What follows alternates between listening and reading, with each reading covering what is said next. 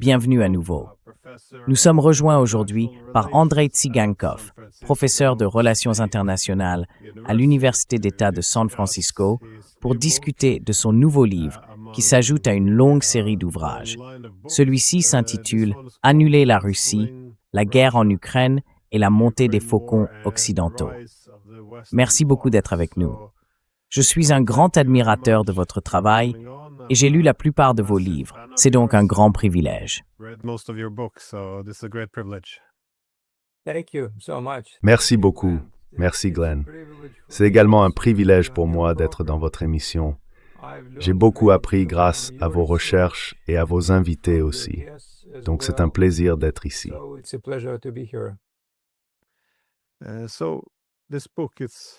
Ce livre est donc très d'actualité, car d'une part, il fait référence aux événements présents, mais il contient aussi quelque chose de plus durable, la manière dont l'Occident regarde la Russie. Sommes-nous simplement en désaccord avec ces politiques, ou y a-t-il quelque chose de plus profond, quelque chose de fondamentalement illégitime dans la Russie qu'il faudrait rejeter entièrement? Je me demandais donc si vous pouviez développer cette idée. Ce que vous entend annuler la Russie, et également présenter le thème principal de votre livre.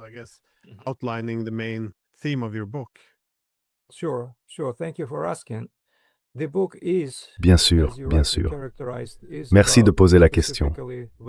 Le livre, comme vous l'avez justement décrit, porte sur la réponse occidentale au rôle de la Russie dans la guerre en Ukraine. Et l'argument est que cela va en réalité plus loin qu'une simple réaction aux politiques russes en Ukraine. Cela concerne la perception occidentale de la Russie. Il s'agit donc avant tout des attitudes occidentales envers la Russie, du conflit entre la Russie et l'Occident que je retrace jusqu'au milieu des années 2000, la guerre en Ukraine, en étant l'aboutissement, la culmination de cette crise, de ce conflit entre la Russie et l'Occident.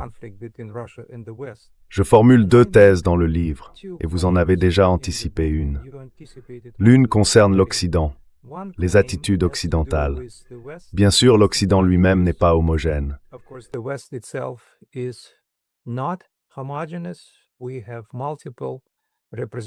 Nous avons plusieurs représentations de l'Occident. L'Occident lui-même est un concept contesté. Certains diraient que c'est le produit de l'Alliance transatlantique établie en 1948 et qu'il est en train de se désintégrer sous nos yeux aujourd'hui. Néanmoins, l'Occident a existé en tant que concept et continue d'influencer la pensée de la Russie. Il a toujours été assez hétérogène, avec des attitudes diverses. Historiquement, l'Occident, comme vous en souvenez, a coopéré de manière pragmatique avec la Russie sur la base de peurs et de menaces communes, le terrorisme, l'Allemagne nazie et d'autres. Il y a également eu des politiques d'endiguement, surtout pendant la guerre froide. Et parfois, on constate que l'Occident a tenté de transformer la Russie, y compris de manière coercitive, en recourant à la force.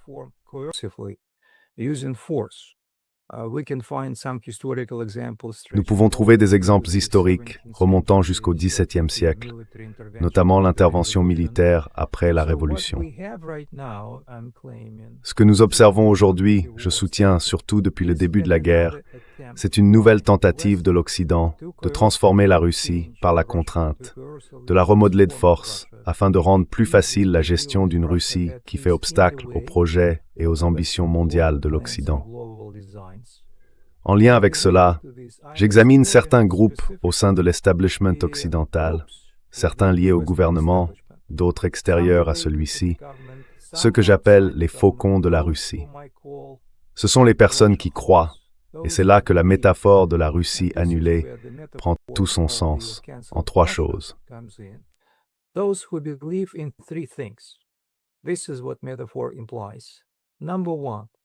Voici ce que la métaphore implique.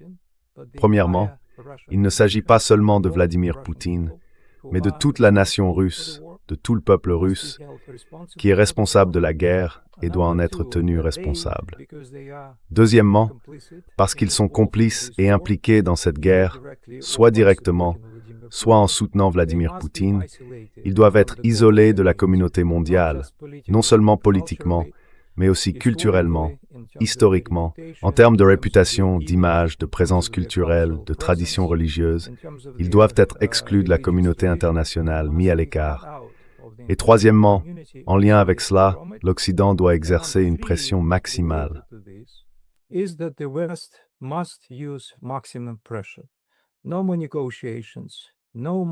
Plus de négociations, plus de tentatives de dialogue, plus de confinement, mais aller au-delà pour vaincre la Russie de manière stratégique et définitive, pour s'assurer qu'elle paie des réparations à long terme pour les dommages causés par la guerre en Ukraine et qu'elle devienne finalement incapable de fonctionner comme une grande puissance.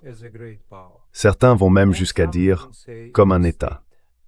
C'est là que nous rencontrons plusieurs variantes dans la manière dont ces groupes perçoivent la Russie. Il existe différents objectifs, 3 groupes que j'ai identifiés, et ils ne sont pas tout à fait les mêmes. Ils sont assez distincts, mais ils convergent sur l'idée que la Russie doit être punie, qu'il ne faut pas engager de dialogue avec elle, et que les Russes participent à cette guerre tout autant que Vladimir Poutine.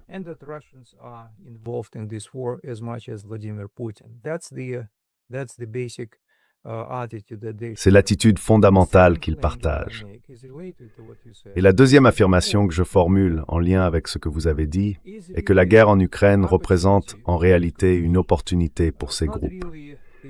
Ce n'est pas que des attitudes anti-russes soient soudainement apparues à cause de la guerre. Ces attitudes existaient déjà historiquement. Ces groupes considèrent souvent la guerre comme une occasion de régler certains comptes historiques avec la Russie et de s'assurer que celle-ci ne représente plus aucun défi pour les plans occidentaux mondiaux, pour les élites mondiales, les élites hégémoniques de l'Occident. La Russie pose problème parce qu'elle ne se conforme pas aux plans occidentaux, parce qu'elle a ses propres idées en Eurasie, en Europe.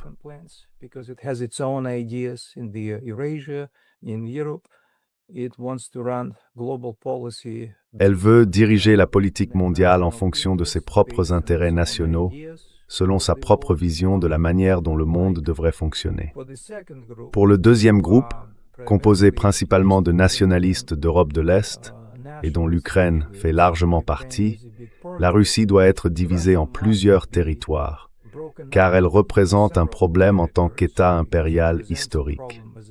Par conséquent, il s'accorde également avec les élites hégémoniques pour dire que la Russie doit être punie pour ce qu'elle a fait.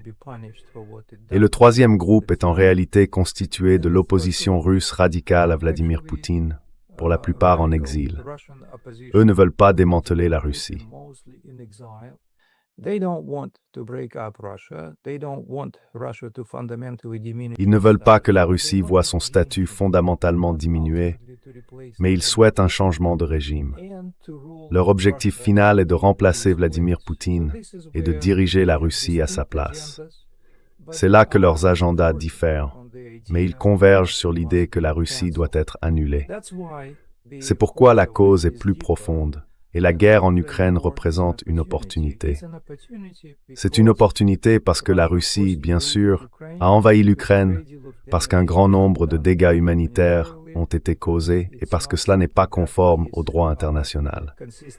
Cela expose donc la Russie à des attaques venant de multiples directions.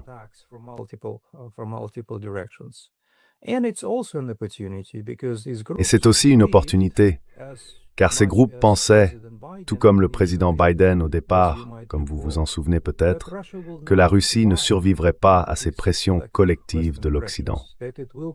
Ils croyaient qu'elle s'effondrerait, soit sous le poids des sanctions occidentales à l'intérieur du pays, en quelques mois, soit à plus long terme, qu'elle ne résisterait pas à toute cette aide militaire apportée à l'Ukraine. Parce que l'Occident collectif, encore une fois collectivement, est bien plus puissant. Voilà, en substance, l'argument. Je le retrace à travers différentes histoires. Il y a des chapitres sur le statut de grande puissance, sur l'État russe, sur le rôle des experts russes dans les médias et la manière dont ils sont essentiellement évincés de l'espace occidental, sur l'Église orthodoxe russe, sur les figures historiques et culturelles russes, et sur cette notion de décolonisation actuellement en circulation, souvent utilisé principalement comme prétexte pour démanteler l'État russe.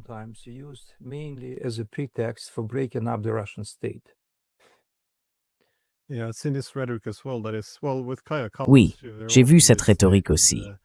Avec Kaja Kallas, ils ont déclaré ouvertement qu'il serait judicieux de vaincre la Russie, car elle pourrait alors être divisée en de nombreux petits États et deviendrait plus pacifique. Mais cela a même été présenté par le président polonais lors d'un soi-disant sommet pour la paix, où la Russie n'était pas invitée, que la Russie serait cette prison des nations, et qu'il y aurait soi-disant environ 200 nations qui pourraient être libérées si la Russie était simplement démantelée. Ainsi, la paix est essentiellement assimilée non seulement à la défaite de la Russie, mais à sa destruction, ce qui est une représentation assez dangereuse. Mais quand tu disais cela, je me demandais, dans quelle mesure, puisque cela concerne aussi largement l'Occident, quel rôle vois-tu pour les idéaux libéraux? Number. Remarque théorie sont beaucoup d'aspects positifs.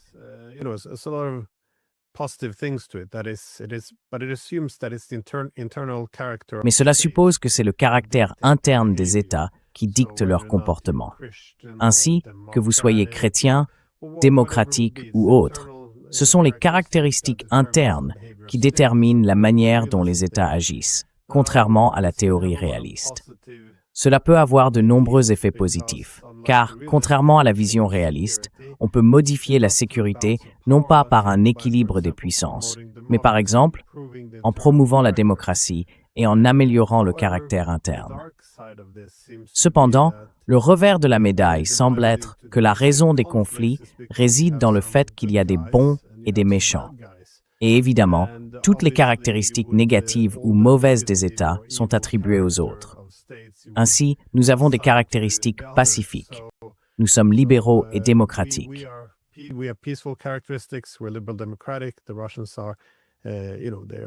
Les Russes sont oppressifs chez eux et agressifs à l'étranger à cause de ce caractère autoritaire. Le problème donc est de savoir si ce caractère relève de la religion ou du gouvernement. Il n'y a pas beaucoup de façons d'y faire face. Soit on le contient, le gouvernement illégitime, soit on le convertit, c'est-à-dire qu'on le rend chrétien ou qu'on le démocratise, soit on le détruit. On dirait que nous avons traversé toutes ces étapes. Dans les années 1990, nous avons essentiellement dit « Eh bien, nous devons convertir les Russes. Si nous ne pouvons pas les transformer en une démocratie libérale, alors nous devons les contenir. » Mais maintenant, il semble que nous soyons passés à la troisième étape, celle où ils doivent être détruits ou éliminés. Donc, il y a quelque chose, je ne suis pas sûr. Voyez-vous les idéaux libéraux? Oui, je les vois.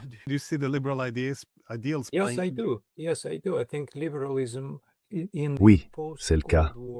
Je pense que le libéralisme, dans sa version d'après-guerre froide, qui est essentiellement une continuation du libéralisme de la guerre froide, a été l'un des éléments centraux du problème, car le libéralisme est devenu extrêmement intolérant envers d'autres courants non libéraux ou envers d'autres formes de libéralisme en dehors de l'Occident. En réalité, tu as étudié la culture autant que moi, donc tu sais qu'il existe des courants libéraux dans chaque culture, mais ils ne ressemblent pas nécessairement à ceux de la culture occidentale. Chaque culture, chaque civilisation produit sa propre forme de libéralisme. Mais le problème avec ce type de libéralisme hégémonique que tu décris, c'est qu'il est hégémonique. Il ne prend aucune opposition au sérieux.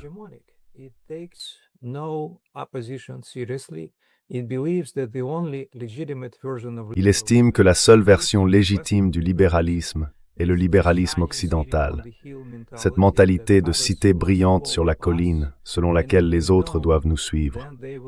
Et s'ils ne le font pas, alors au mieux ils le regretteront, ou au pire, nous les forcerons à adopter nos idées libérales. C'est de là que vient la notion de néoconservatisme américain. C'est là que l'on observe la convergence de deux groupes très différents. Au départ, pendant la guerre froide, on se souvient que les républicains et les démocrates étaient en désaccord sur de nombreuses questions, sur de nombreux sujets. Mais après la fin de la guerre froide, ils ont essentiellement convergé. Les faucons libéraux, comme Michael McFaul, et les penseurs néoconservateurs, comme Robert Kagan et son épouse Victoria Nuland, défendaient en substance la même idée, que le libéralisme est universel.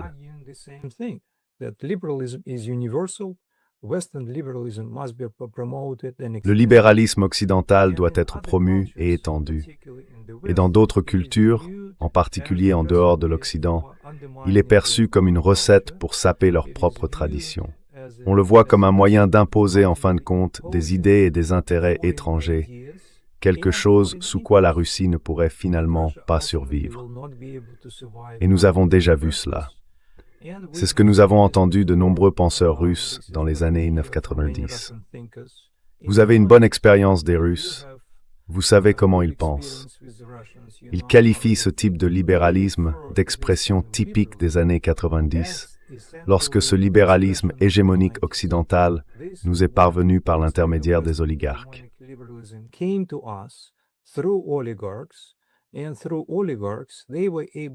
Grâce aux oligarques, ils ont pu gagner de l'argent et le transférer hors de Russie.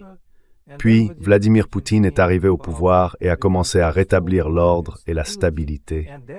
C'est pourquoi l'Occident continue d'avoir des problèmes avec lui. Cette idée d'un libéralisme occidental universel devient problématique, car elle suscite l'opposition d'autres cultures et franchement, elle engendre le nationalisme. Ce que l'on observe en réaction au libéralisme occidental, ce n'est pas l'essor d'un libéralisme russe, mais la montée de courants non libéraux et antilibéraux à l'intérieur de la Russie. Et c'est ce que nous voyons aujourd'hui.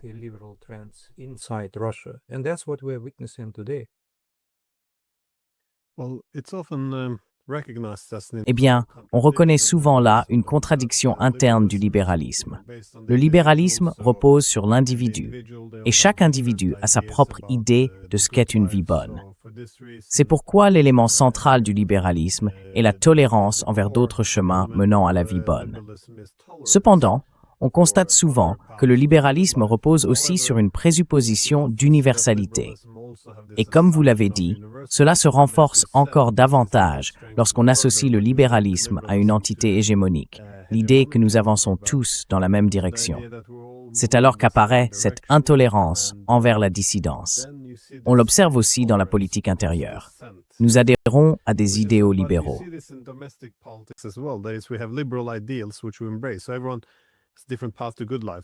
Alors tout le monde, c'est un chemin différent vers une vie épanouie. Donc, lorsqu'il s'agit d'immigration, de mariage homosexuel ou de tout autre sujet, nous avons tendance à être très tolérants. Cependant, tout le monde doit suivre la même voie. Si vous vous écartez de ces idées, il n'y a pas beaucoup d'acceptation pour cela. Et j'ai l'impression que cela se transpose aussi dans une certaine mesure à la politique étrangère. N'est-ce pas? Ce même universalisme moral.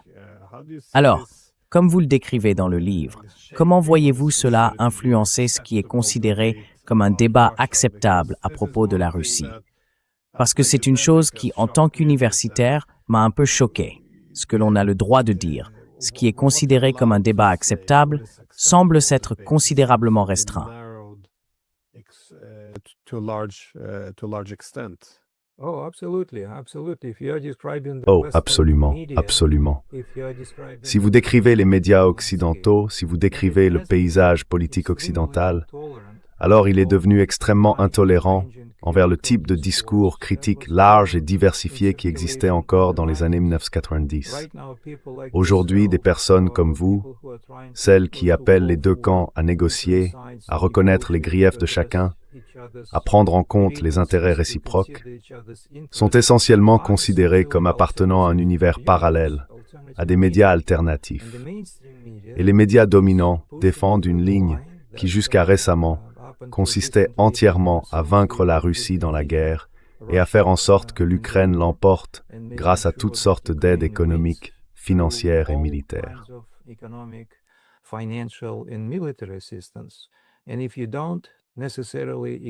Et si vous n'êtes pas forcément d'accord avec ces recommandations, si vous voyez les choses autrement, si vous appelez au dialogue, alors on vous étiquette immédiatement comme quelqu'un qui relaie les récits de Poutine ou la propagande du Kremlin.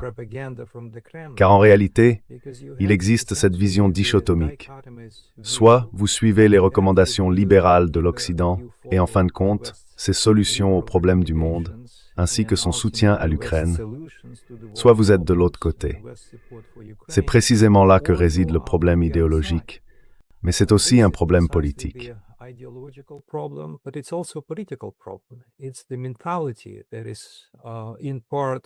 C'est une mentalité à la fois hégémonique et curieusement révélatrice d'une grande insécurité, un véritable manque de confiance de la part des élites occidentales. Je pense que c'est un sujet que les psychologues devraient explorer davantage que moi. Comment peut-on combiner une telle arrogance, cette démesure à propos de ses propres valeurs et idées, avec un manque aussi flagrant de confiance en sa capacité à perdurer? Peut-être est-ce parce que l'Occident traverse une période de polarisation, avec Donald Trump au pouvoir aux États-Unis et des mouvements d'extrême droite ou populistes, peu importe comment on les nomme, qui progressent dans le contexte européen. Les élites libérales se sentent donc extrêmement vulnérables, et cela explique en partie pourquoi elles se montrent si intolérantes.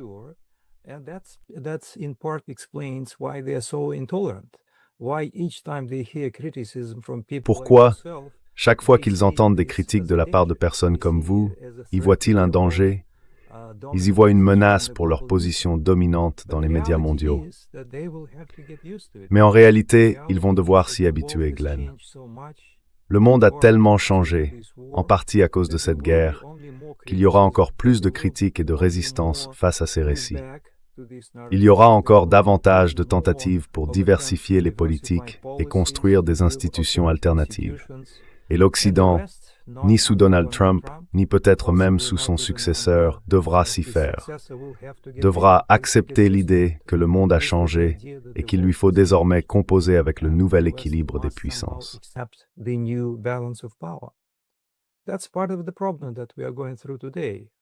C'est une partie du problème que nous traversons aujourd'hui. Nous assistons en réalité à l'effondrement de l'ancien système politique, économique et militaire centré sur l'Occident, qui s'est mis en place après la fin de la guerre froide. Ce système s'effondre sous nos yeux. Mais les acteurs clés, en particulier en Occident et surtout aux États-Unis, refusent de l'accepter. Ils continuent de résister. Ils continuent de tout faire en leur pouvoir, au Venezuela, au Groenland, au Moyen-Orient, peu importe, pour préserver leur position mondiale. Et cela n'est pas tenable. Cela va probablement changer. Mais pour l'instant, nous traversons une période très dangereuse.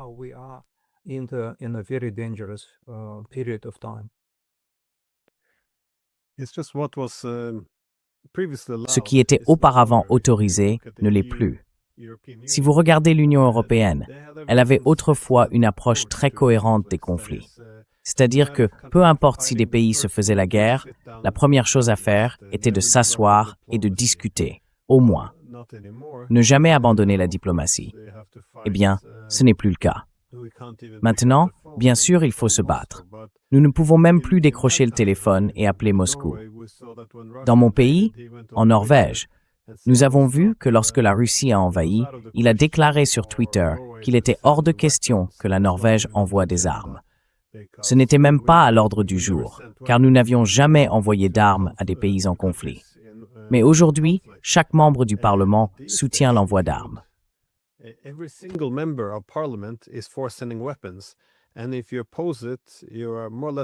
Et si vous vous y opposez, vous êtes plus ou moins considéré comme un agent de la Russie. Ainsi, même ce que le Premier ministre lui-même défendait il y a 4 ans n'est plus acceptable. Ce n'est pas qu'ils ne sont pas d'accord, c'est qu'ils ne peuvent même plus le dire. De plus, aucun membre du Parlement n'appelle à la diplomatie. Peu importe si l'Ukraine est en train de perdre, peu importe si des centaines de milliers d'hommes meurent. On ne peut pas parler de diplomatie. Cela est perçu comme une manière de légitimer les Russes. Et si vous essayez d'expliquer ce qui préoccupe les Russes, ou ce qu'il faudrait pour mettre fin à la guerre, vous les légitimez. C'est donc très étrange. Ce n'est pas seulement que nous ne pouvons pas parler aux Russes, mais que nous ne pouvons même pas parler d'eux en termes de leurs préoccupations en matière de sécurité.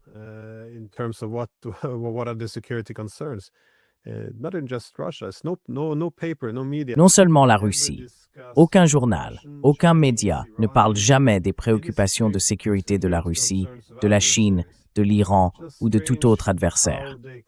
C'est étrange de voir qu'ils s'attendent à résoudre n'importe quel conflit dans le monde autrement qu'en les battant sur le champ de bataille.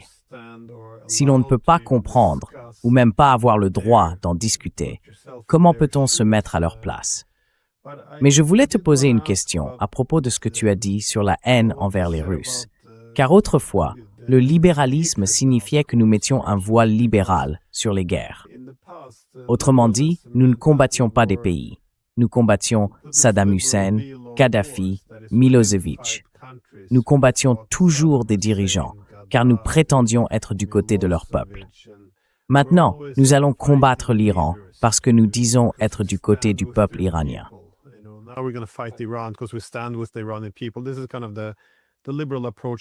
C'est en quelque sorte l'approche libérale des guerres. On s'en prend simplement aux méchants assis sur le trône. Mais aujourd'hui, on a un peu abandonné cette idée. Le principe est devenu celui de la punition collective. Tout le monde en Russie fait désormais partie de la machine de guerre de Poutine. Que vous soyez un auteur du 19e siècle, un athlète ou un poète, peu importe qui vous êtes, tout le monde fait partie de la machine. Si vous contribuez à l'art ou que vous payez des impôts, vous en faites d'une manière ou d'une autre partie. Nous en sommes donc arrivés à cette punition collective et à cette haine d'un peuple tout entier, de sa culture, de sa religion. Que pensez-vous que cela fera à l'Occident lui-même? Car ce que vous décrivez ne peut pas être sain pour l'âme de notre nation, si l'on peut dire.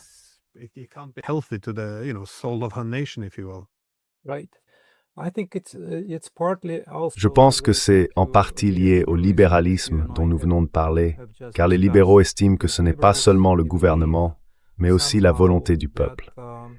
Et si le gouvernement est autocratique et non libéral, alors le peuple reste responsable.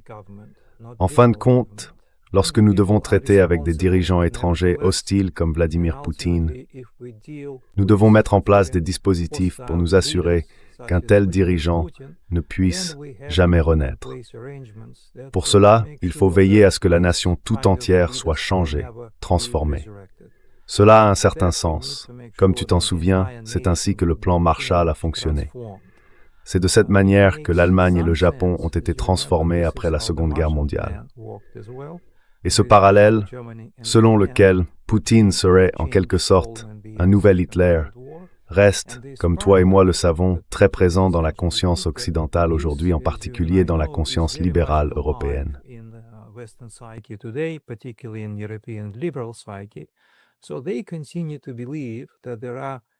Ainsi, ils continuent de croire qu'il existe des relations fondamentales, que ces deux niveaux d'analyse, le gouvernement d'un côté et le peuple de l'autre, sont fondamentalement liés l'un à l'autre. C'est donc une pensée libérale. D'un autre côté, cela n'est pas étranger non plus au nationalisme, n'est-ce pas? Le nationalisme, en particulier dans sa version essentialiste, suppose que le peuple soutiendra toujours son dirigeant, que son chef charismatique s'attendra à ce que la société agisse selon ses convictions. Et en fin de compte, le parti vainqueur, celui qui remporte la guerre, doit aussi s'assurer que cette nation ne représentera plus une menace nationaliste pour la communauté internationale, pour une autre nation. Par conséquent, il est considéré comme préférable de démanteler cette nation.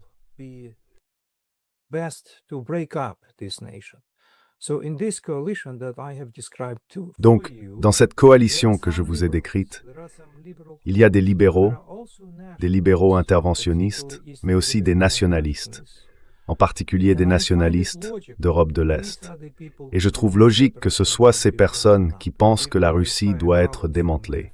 Des gens comme Kaja Kallas, que vous avez mentionné, et des gens comme Volodymyr Zelensky et son entourage, ils estiment qu'à terme, la Russie doit être démantelée, décolonisée, comme ils disent. Et cela ne fait pas seulement partie de la pensée de Zelensky, c'est aussi celle de son opposition. Valery Zaloujny, qui, comme vous vous en souvenez, est le principal leader de l'opposition et peut-être un futur président de l'Ukraine, l'a également affirmé très récemment, il y a environ un mois, que la Russie est un empire et qu'elle doit être démantelée. Et c'est ainsi qu'ils conçoivent leur victoire. En fin de compte, lorsque cela se produira, ils se sentiront en sécurité. C'est donc une nationaliste, nommée.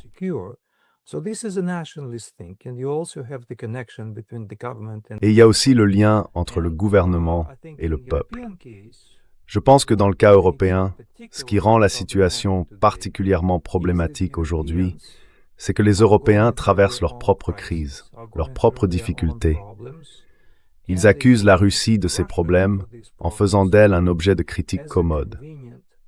De plus, comme vous l'avez déjà souligné, ils ne cherchent pas à tendre la main à Vladimir Poutine ni à négocier. Ils attendent de voir ce qui se passera à l'intérieur de la Russie.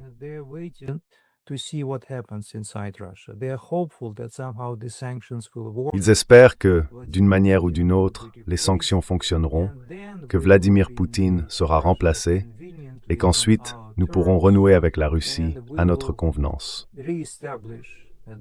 Nous rétablirons un dialogue, mais pour l'instant, ça n'a aucun sens d'en avoir un, car nous n'entendrions que ce que nous ne voulons pas entendre de Vladimir Poutine. Cela crée un problème supplémentaire. Ils vivent dans une bulle, ils ne cherchent pas à établir de contact, ils n'écoutent pas les arguments de l'autre camp. Ils sont surpris d'apprendre que la Russie n'est pas intéressée, qu'elle n'a aucune envie d'envahir un pays européen, car ils supposent que ce serait la prochaine étape de Vladimir Poutine. Et cela engendre un problème vraiment insoluble, tant qu'on ne cherche pas à dialoguer et à négocier.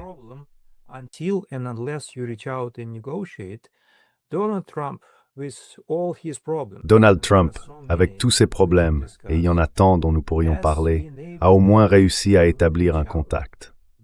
Nous avons entamé ce processus de négociation. Il est probable qu'il prenne beaucoup de temps, et il se peut qu'il n'aboutisse pas, mais au moins certains canaux de communication sont ouverts. Si les Russes et les Européens avaient eux aussi des canaux de communication ouverts, peut-être, juste peut-être, que le discours des Européens serait un peu différent. Mais pour l'instant, ils sont terrifiés. Ils sont absolument convaincus que la Russie est sur le point de les attaquer et ils ne font rien à ce sujet. C'est là tout le paradoxe.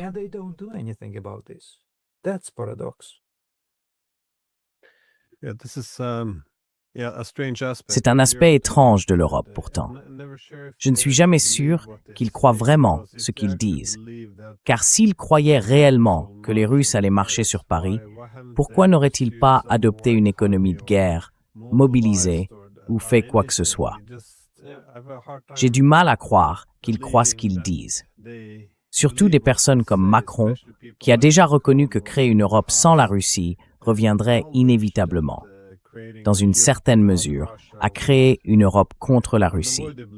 Il faudrait donc trouver un moyen d'intégrer la Russie dans une architecture de sécurité européenne.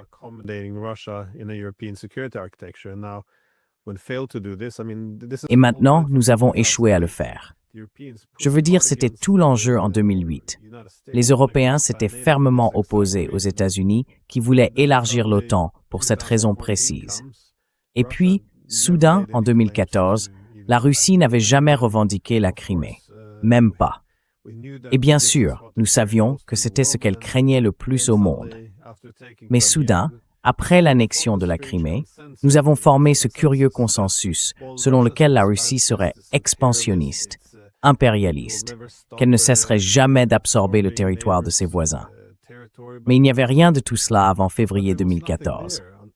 Cela semble, je suppose, malhonnête.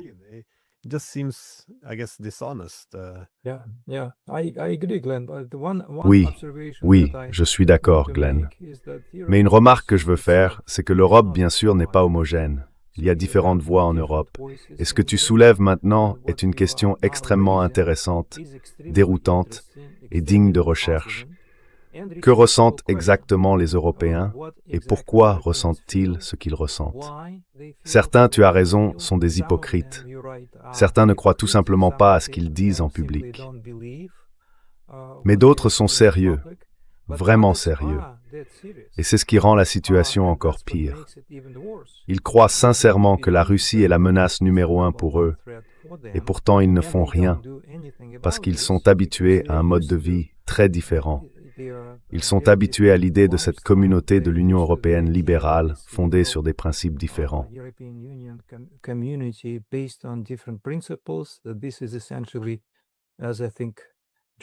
C'est essentiellement, comme Joseph Borrell l'a récemment formulé, un jardin entouré de jungle, et ils veulent vivre dans ce jardin. Mais en attendant, la réalité change. Pour qu'ils s'adaptent à cette réalité, il faudrait un changement vraiment fondamental, un changement d'identité. Ils sont très mal à l'aise avec cela. Ils ont peur de la Russie et ils craignent encore plus la perspective de devoir changer fondamentalement leur politique, de devoir enfin accorder leurs actes à leurs paroles.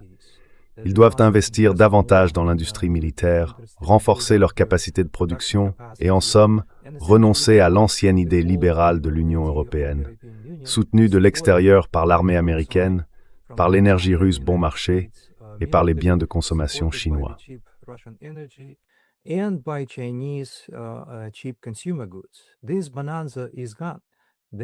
Cette manne est terminée. Ils devront produire, ils devront se défendre. Et c'est effrayant, car c'est une transformation vraiment fondamentale à laquelle ils ne sont pas habitués. Mais encore une fois, c'est une question qui mérite d'être étudiée.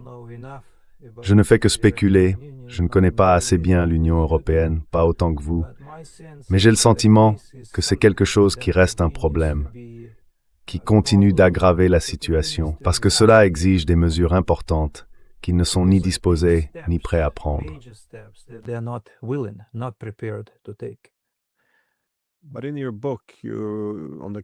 Mais dans votre livre, Canceling Russia, vous soutenez que le discours sur la civilisation revient sans cesse. Et il y a quelques secondes à peine, vous avez mentionné Joseph Borrell, qui était le chef de la politique étrangère de l'UMOPWR avant Kallas, et qui a fait ce commentaire sur le jardin et la jungle. Or, le jardin et la jungle portent bien sûr une idée profondément civilisationnelle. Au XIXe siècle, l'idée générale était que les Européens, nous sommes les civilisés, créons un jardin d'ordre et de structure. Mais en dehors du jardin se trouve le reste du monde, les barbares, là où la civilisation n'existe pas. C'est une jungle. Et l'idée dominante était que le jardin avait non seulement le droit, mais aussi la responsabilité de sortir et de civiliser la jungle.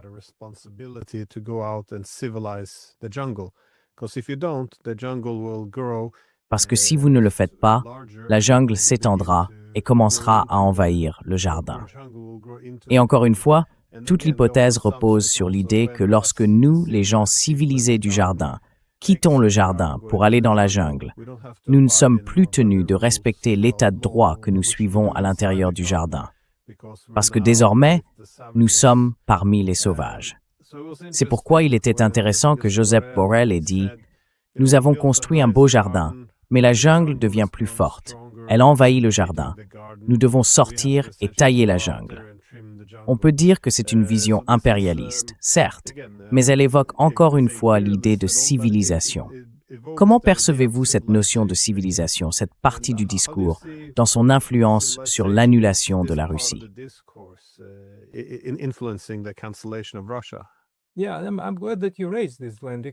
Oui, je suis content que tu aies soulevé ce point, Glenn, parce que c'est aussi quelque chose qui pose problème aux Européens. Mentalement, il leur est encore plus difficile d'accepter la réalité, car ils n'ont pas l'habitude de penser en termes de civilisation plurielle. Pour eux, il n'existe qu'une seule civilisation, et c'est la leur. Le reste du monde s'adaptera lentement, mais sûrement. Parfois, nous les aiderons à le faire, parfois, nous les y contraindrons. Mais c'est ainsi qu'ils continuent de voir le monde, une sorte de vision à la Fukuyama. Alors que la perspective huntingtonienne, comme tu t'en souviens, est très différente.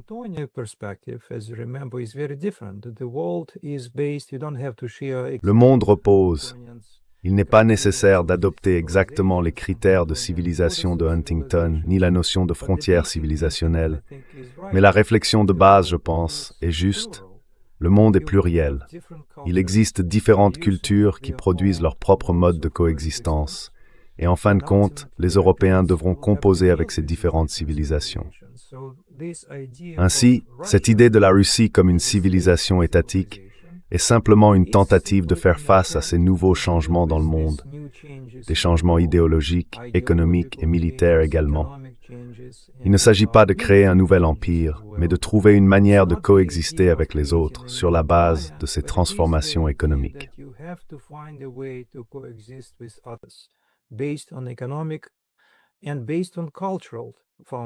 Et sur le plan des fondements culturels également, c'est difficile, car les civilisations ne se comprennent parfois pas entre elles. Leur manière de penser est intérieure. Elles ont construit au fil des siècles des perceptions très différentes, des mentalités très différentes. Elles ont développé cette mentalité de manière interne. Elles ont mené de nombreuses guerres contre d'autres civilisations et d'autres États, des siècles de projets communs, d'idées de construction nationale, de construction idéologique. Tout cela a créé des communautés culturelles très soudées. Il leur est donc difficile de se rapprocher les unes des autres. Et c'est un autre défi aujourd'hui, car il n'existe pas d'alternative.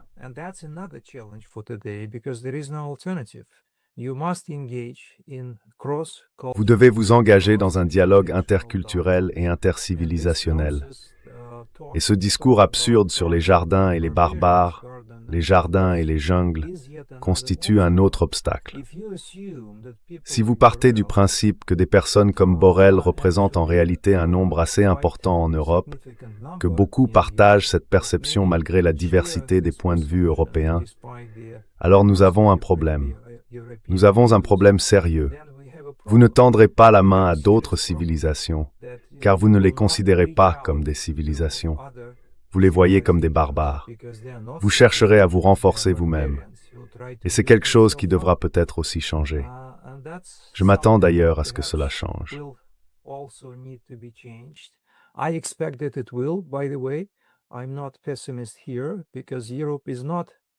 Je ne suis pas pessimiste ici, car l'Europe n'est pas fondamentalement homogène. Il existe différentes tendances politiques, le discours démocratique subsiste, et l'on continuera à voir s'affronter des positions fondamentalement divergentes. La population finira par retirer son soutien à cette idée de jungle contre jardin, au profit de ceux qui cherchent à dialoguer avec la Russie ou d'autres membres de la communauté mondiale pour résoudre les problèmes intérieurs. L'Europe, encore une fois, reste en crise et doit tendre la main non seulement à la Russie, mais aussi à la Chine, au Moyen-Orient, à l'Inde et à d'autres régions du monde. Et plus Donald Trump fera avancer ses idées impérialistes, plus il sera nécessaire pour les Européens de s'engager avec les cultures non occidentales.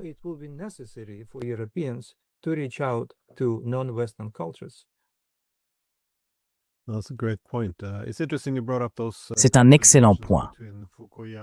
C'est intéressant que tu aies évoqué ces contradictions entre l'universalisme de Fukuyama et l'hypothèse de Huntington sur l'interaction entre les civilisations, car cela montre presque que c'était déjà le débat au début des années 1990. Mais aujourd'hui, je dirais que ça se traduit plutôt par une opposition entre l'Occident politique et la Chine, en réalité. Car dans le monde selon Fukuyama, on part du principe qu'il n'existe qu'une seule civilisation, plus ou moins, une démocratie libérale, dont l'Occident serait le champion. Le reste du monde est censé, d'une certaine manière, suivre ses traces, emprunter son chemin.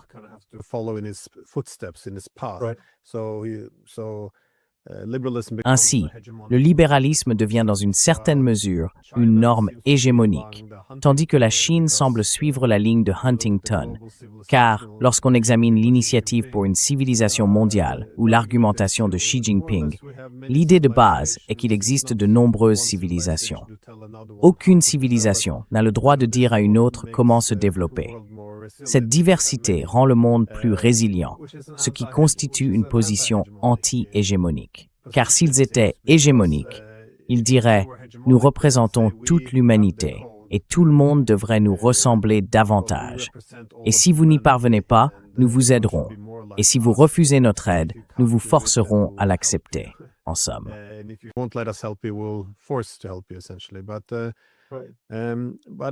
Mais une grande partie de cette question de civilisation, il semble qu'elle soit apparue au début des années 1990, ou du moins au milieu de cette décennie. Car lorsque l'OTAN a commencé, à partir de 1994, a affirmé qu'elle allait s'élargir, la Russie s'est retrouvée face à un dilemme. Elle pouvait soit accepter cet élargissement comme une bonne chose, être une sorte d'élève civilisationnel, apprenant de nous, soit, au contraire, résister à l'expansion de l'OTAN, mais alors elle serait qualifiée d'anti-civilisationnelle. En d'autres termes, elle rejetterait la démocratie libérale, puisque l'OTAN était perçue comme représentant le progrès de la démocratie libérale. En somme, c'était soit accepter l'expansion de l'OTAN, soit nous vous contiendrons.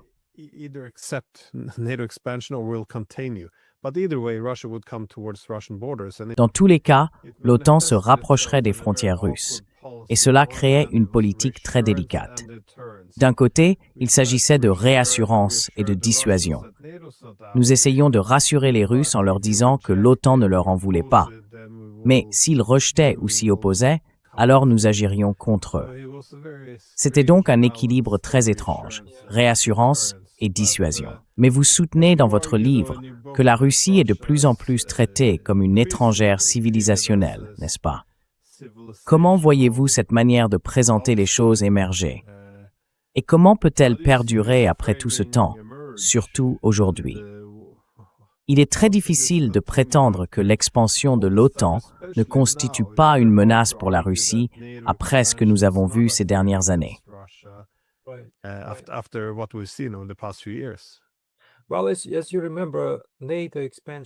Eh bien, comme vous vous en souvenez, l'élargissement de l'OTAN a commencé au milieu des années 1990. À l'époque, les Russes ne considéraient pas cela comme une menace existentielle pour leur sécurité. Ils se sentaient simplement isolés par l'Occident. Ils avaient le sentiment de ne pas être pris au sérieux comme partenaires, et cela leur paraissait inacceptable, vraiment choquant pour beaucoup d'entre eux, car ils pensaient avoir travaillé conjointement à mettre fin à la guerre froide et à construire un monde nouveau. Il devait y avoir un nouvel ensemble d'accords de sécurité en Europe, quelque chose que Mikhaïl Gorbatchev appelait la Maison européenne commune. L'idée était que le pacte de Varsovie se dissoudrait et que si l'OTAN ne se dissolvait pas, elle resterait au moins là où elle était, le temps que de nouveaux dispositifs de sécurité soient élaborés. Et vous vous souvenez, cette idée refait surface de temps à autre, même jusqu'à la période précédant l'arrivée de Vladimir Poutine à la présidence.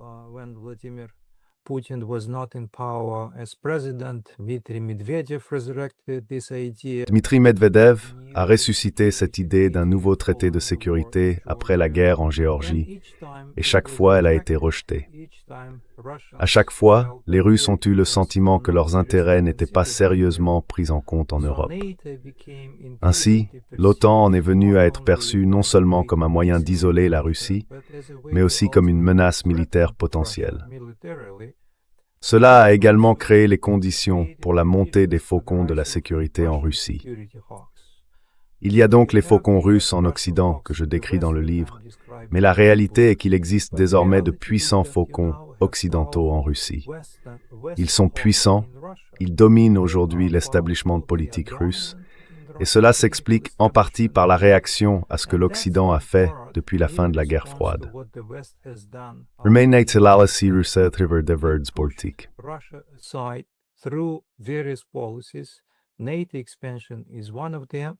L'élargissement de l'OTAN en fait partie. On peut aussi y ajouter la question de l'élargissement de l'Union européenne, amorcée en 2008, à une époque où la Russie n'était même pas envisagée dans les politiques de bon voisinage. À cela s'ajoute l'idée de la promotion mondiale de la démocratie, le soutien aux révolutions de couleur dans l'ex-Union soviétique, perçu au Kremlin comme une nouvelle tentative d'isoler la Russie, de la priver de sa propre souveraineté et de ses relations particulières dans ce qu'on appelle l'étranger proche, sans parler de sa place légitime et de ses intérêts de sécurité en Europe.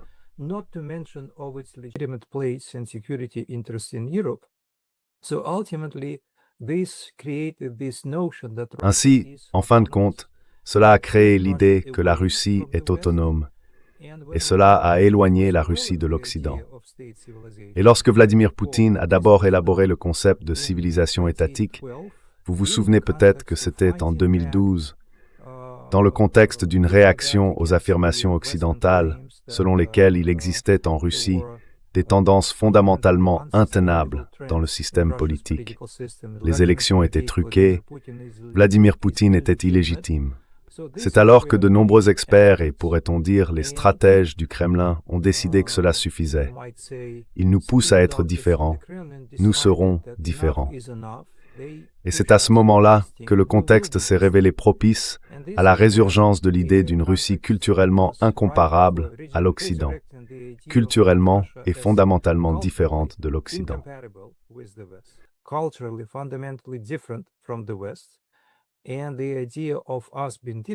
Et l'idée que nous étions différents s'est ensuite cristallisée dans la notion de civilisation. Poutine a écrit un article dans le journal Nezavissimaya Gazeta en 2012, je crois, dans lequel il affirmait que nous devions nous considérer comme une civilisation indépendante. À l'époque, cette idée visait à répondre à des défis intérieurs, car la Russie traversait une période d'instabilité interne. Comme vous vous en souvenez peut-être, il y avait de nombreuses émeutes et révoltes ethniques. La Russie n'est pas ethniquement homogène. Il existe différentes communautés et certaines entraient en conflit les unes avec les autres. Ainsi, l'idée de civilisation visait à fournir un cadre général.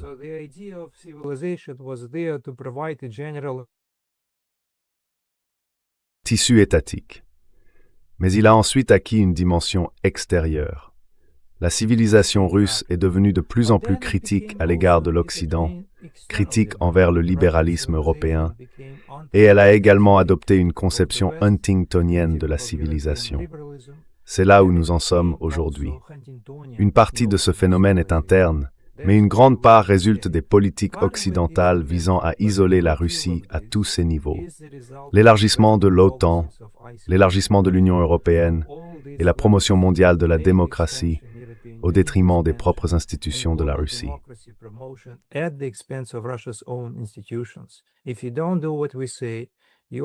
Si vous ne faites pas ce que nous disons, vous êtes une autocratie, un pays de voyous, et vous ne serez pas durable. C'est essentiellement le discours.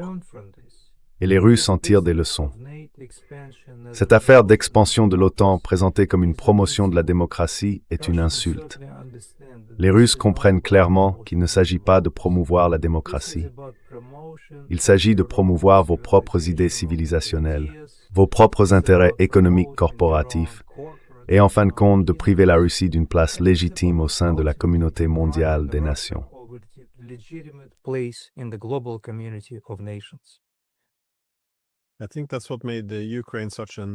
Je pense que c'est ce qui a rendu le cas de l'Ukraine si délicat, en plus de son importance pour la sécurité russe. Car même l'OTAN avait, dès 2011, un document où elle notait que le principal obstacle à l'avancement des relations OTAN-Ukraine était que seulement environ 20% de la population ukrainienne souhaitait rejoindre l'OTAN.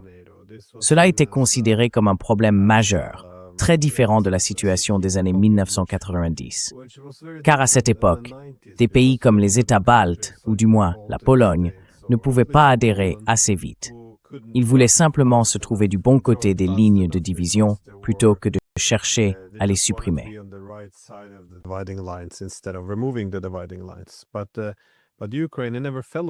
Mais l'Ukraine n'a jamais vraiment trouvé sa place dans tout cela.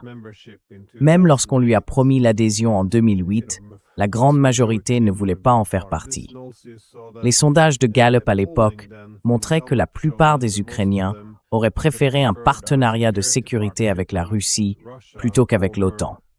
Bien sûr, la plupart auraient préféré être un pont en s'intégrant à la fois avec la Russie et avec l'Occident.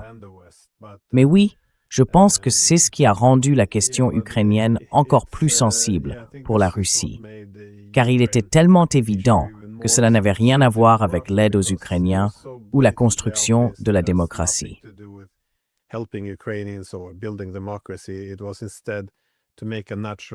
C'était plutôt pour créer un pont naturel vers un bastion ou une ligne de front. Mais je voulais simplement demander, l'idée du pluralisme civilisationnel, selon laquelle il peut coexister avec les normes internationales, est quelque chose contre quoi l'Occident politique s'oppose souvent. Toute l'hypothèse repose sur le fait que si nous partageons tous une même idée civilisationnelle, ou le libéralisme comme une sorte de religion universelle, cela devient alors le fondement qui nous rend plus semblables et nous permet d'avoir des normes communes pour coopérer. Comment répondriez-vous à cela? Ou peut-être pas y répondre frontalement, mais simplement le commenter.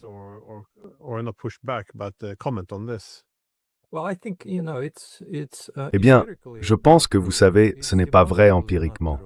Ce n'est manifestement pas vrai, car si l'on étudie par exemple l'histoire, même sur les 2 ou 3 dernières décennies, voire davantage, on constate que la plupart des civilisations non occidentales, comme la Chine et l'Inde, ont largement respecté les règles internationales. Et aujourd'hui, ce sont ces nations qui cherchent à préserver l'ouverture mondiale. Peut-être pas de la manière dont l'Occident souhaiterait qu'elle soit préservée, mais elles continuent de plaider pour des régimes économiques plus ouverts. Elles s'opposent à toute cette politique tarifaire que Donald Trump cherche à promouvoir.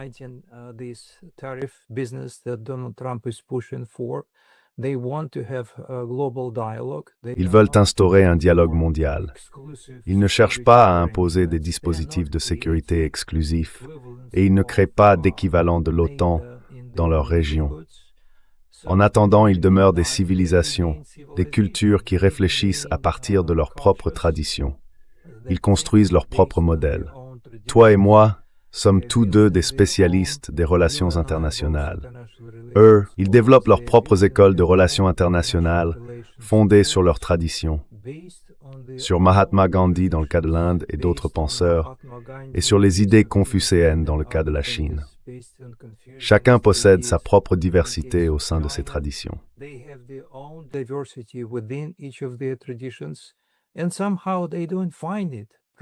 Et d'une certaine manière, ils ne trouvent pas problématique d'interagir avec des collègues occidentaux.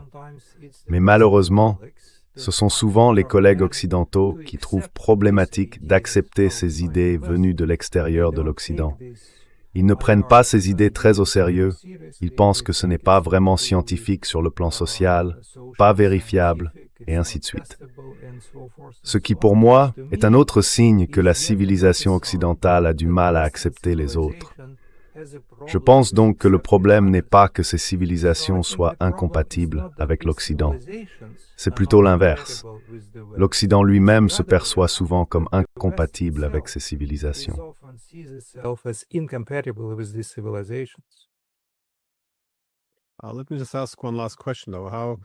Permettez-moi de poser une dernière question cependant. Selon vous, comment ces efforts pour annuler la Russie ont-ils influencé la production de savoir à la fois dans le monde universitaire occidental et dans les médias? Oui, eh bien, d'après votre livre, votre étude, mais aussi, je suppose, d'après votre expérience personnelle, car il semble que le débat se soit considérablement rétréci.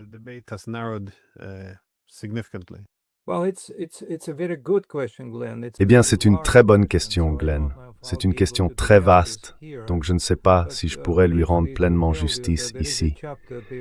Mais brièvement, il y a un chapitre qui traite du soi-disant discours de décolonisation dans le monde universitaire occidental, la manière d'étudier la Russie. Et ici, je dirais que dans l'ensemble, ces efforts des Ukrainiens, des nationalistes ukrainiens et d'autres pour décoloniser les études russes n'ont pas été couronnés de succès. L'idée est que la Russie devrait être étudiée de manière prescriptive, comme une nation qui colonise, qui use de la force contre les autres, et, en fin de compte, comme une nation qu'il faudrait démanteler. Cette idée n'est pas acceptée dans la recherche occidentale sur la Russie.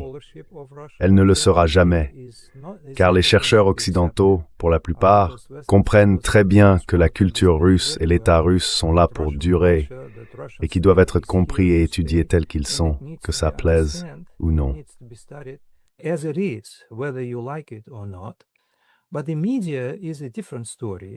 Mais les médias, c'est une autre histoire. Les médias et la communauté des experts, c'est une autre histoire. Il y a un autre chapitre distinct à ce sujet. Et ici, je dirais que la communauté du Cancel Russia, la coalition du Cancel Russia, dans la mesure où elle a été soutenue par les gouvernements occidentaux, a été bien plus efficace que cette entreprise de décolonisation de la Russie dans le monde universitaire occidental. Car les médias russes sont aujourd'hui pratiquement inexistants dans le paysage médiatique occidental. Les experts russes, je le dis avec regret, ne participent pas aux débats politiques occidentaux. Pour la plupart, ils discutent de ces questions à l'intérieur de la Russie et avec des collègues non occidentaux. Le forum de Valdai, que vous et moi connaissons bien, est toujours actif et en bonne santé.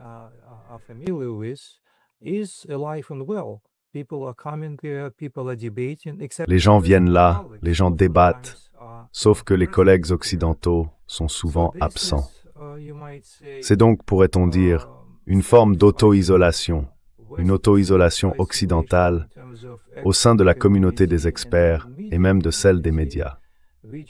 C'est pourquoi il n'existe plus vraiment de discours critique et dynamique dans les médias occidentaux à propos de la Russie. Il n'y a plus non plus de débat vivant au sein de la communauté des experts sur la Russie, car les voix russes en ont été exclues. À part vous, et encore une fois, la communauté des médias alternatifs, qui ne fait pas partie du courant dominant, il y a très peu de voix qui débattent de ces questions. Ici, on pourrait donc dire que la coalition du Cancel Russia a été plus efficace que dans le domaine universitaire. Voilà une réponse très brève à une très bonne question.